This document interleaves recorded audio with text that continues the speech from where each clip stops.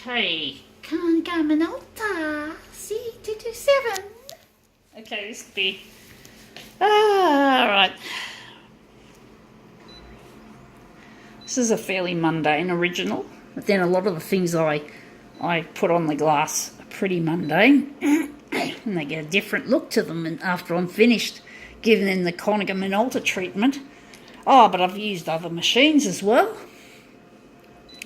I've used heaps of different machines. I don't even remember how many fucking photocopiers I've used in my fucking life.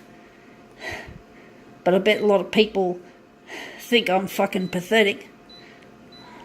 That's wrong. Hang on, what are we doing? Close that. We're just going to set it up here first. So that goes in there. And then we want that to be horizontal. And the vertical's going to be bigger. So we're just going 208 for the vertical. I think it's going to be distorted, of course, but hey, that doesn't matter. This is copier configuration art in the 2010s, the late 2010s. So yeah, the late 2010s, they got to expect more out of your fucking machines and more out of what I do. Oh, fuck. Photocopier technology is really funny. You know, the people that run the industry are just so dumb and pathetic. I mean, you could kick them in the head and they wouldn't feel anything because they're so obsessed with money. It's like, they're so fucking stupid. But, you know, that's just it. You know, what can you do about the status quo at this stage? I mean, how can we overrun these capitalist piggies, teach them a lesson to be more kind and generous? But it's not something that these piggies know, and the man who runs Konica Minolta, the big honcho, but it's not just him. There are other honchos around the world who are not quite as big as the guy in Japan. I think it's in Tokyo, but they're all pretty big money fuckers and stiff and stuffy businessmen and assholes galore. You can't get more assholes. I think the photocopier industry's got some of the biggest assholes there are, and I've got no fucking respect for it anymore.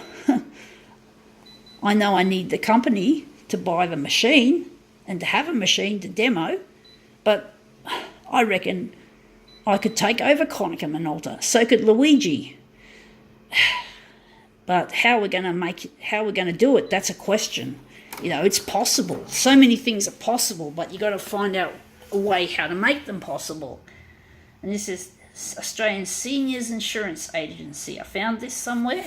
But basically, sometimes when it comes to finding a way of creating a revolution, you got to find a way. Otherwise, you're just spinning your wheels. And a lot of activists, oh, this is A6. I'll just put it down to 200.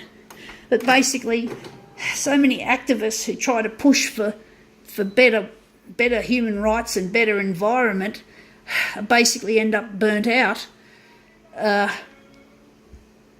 They end up burnt out after 2 years, apparently.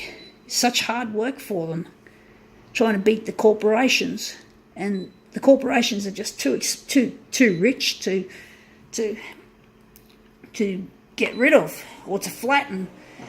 And how we're going to make Konica Minolta a target for taking over by my future husband Luigi? That's going to be a difficult one, because we want to build an artificially intelligent photocopier, and also want to make the hardware last 60 years instead of, in this case, 5 years. So it's a real challenge trying to work out where's the chink in the rich people's armour, and that's going to be a challenge for Luigi and I. So I don't know how I'm going to do it, but there's an old saying, where there's a will, there's a way. Anyway, that's an interesting thing. I think we can call it quits.